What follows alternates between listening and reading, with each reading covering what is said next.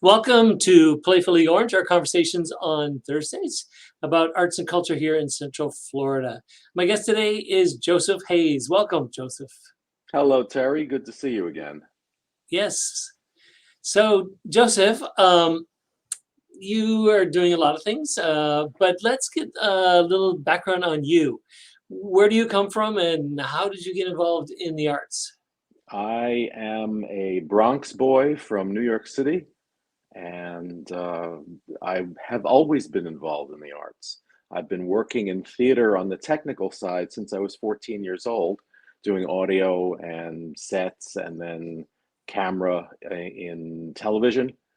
And so it's been a long-standing part of my life is to be involved in the arts.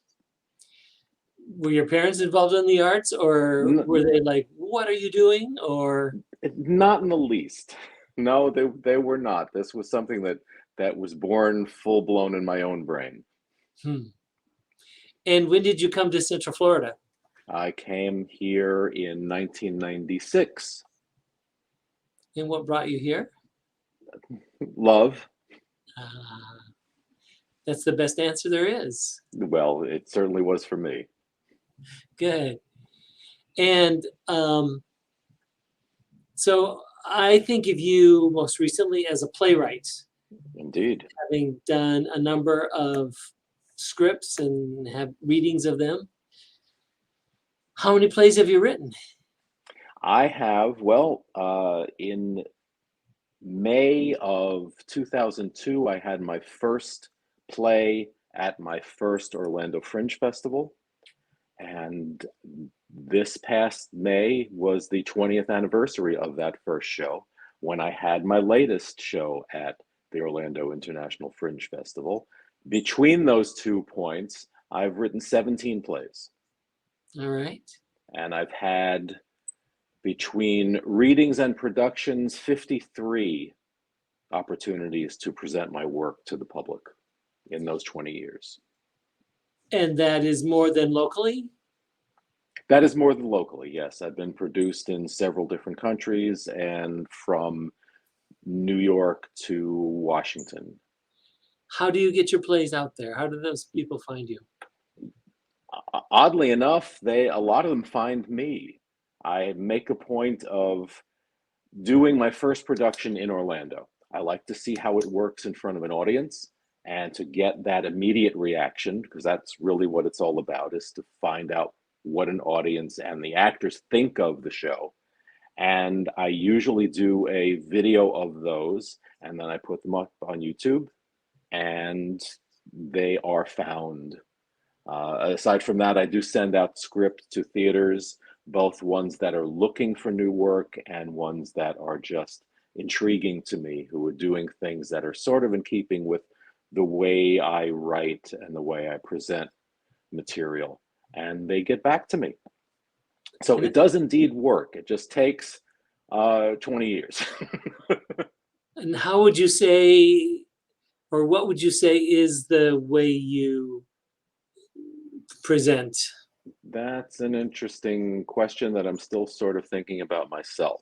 In 15 days, I went from the end of my Fringe production in May, which was one person with a drummer, to my June production, which was seven people on a stage in a relatively traditional sort of story, historical story. So my topics, the things that I write about, are very varied and very wide and go from elements of jazz to elements of history to personal observations to just the general world.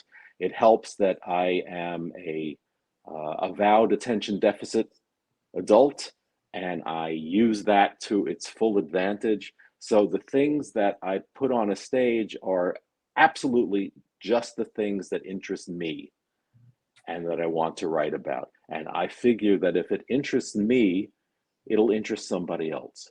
And that seems to be true. And that held true for my work as a food writer as well. If it was a place that appealed to me, someone else would want to know about it. All right. And you've been making millions being a playwright? Oh, you have no idea.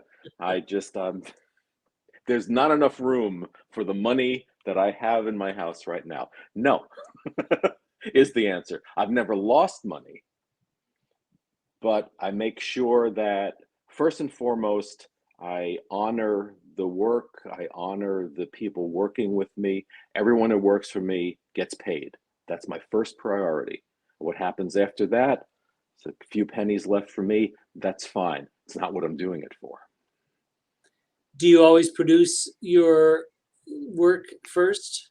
Yes, absolutely. Like I said, I want to see it first because it lives in my head.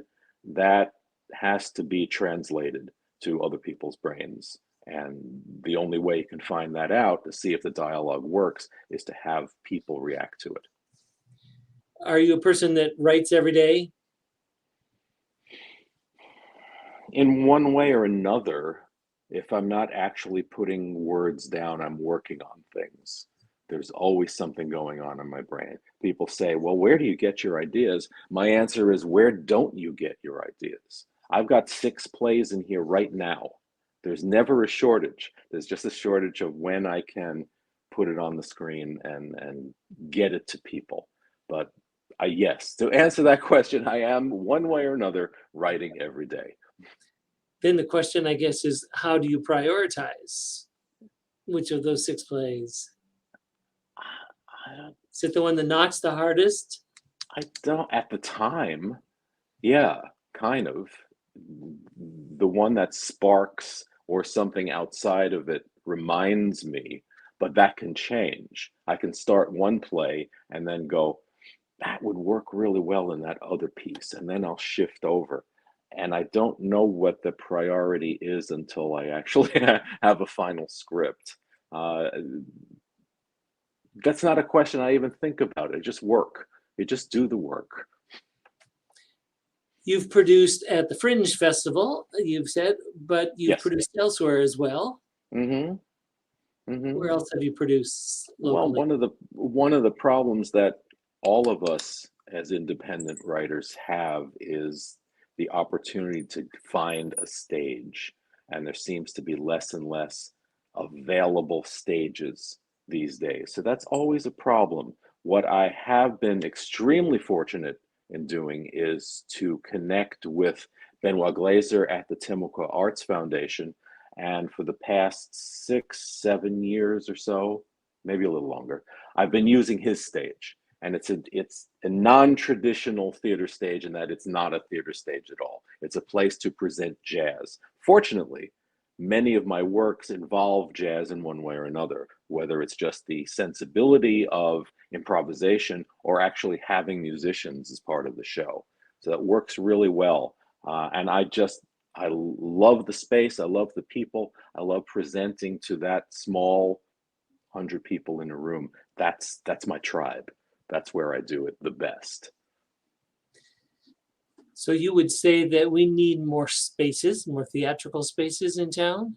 We certainly need things that are more available to people who don't have a company. I've always been me and my partner Jennifer. It's pretty much my production company. Every time I start a new project, I have to refine the people involved in it, the actors to fit a certain role, directors when I use them, and I like to use them because I don't like directing myself, to be honest. But it's basically us. So we don't have a space, we don't have a lot of money for a space. It's important to get new works out in a space, and that's what we need here. Terry. Well, we're glad that you're here and staying here and doing your first productions here, um, sharing your talent with Central Florida. Thank you for doing that, and thanks for talking with me today. Thank you very much, Terry. It's been my pleasure. And thank you all for watching. This issue of Playfully Orange every Thursday at 1 o'clock goes live. I also do Diverse Orange on Tuesdays, talking about diversity here in Central Florida. Thanks, everyone.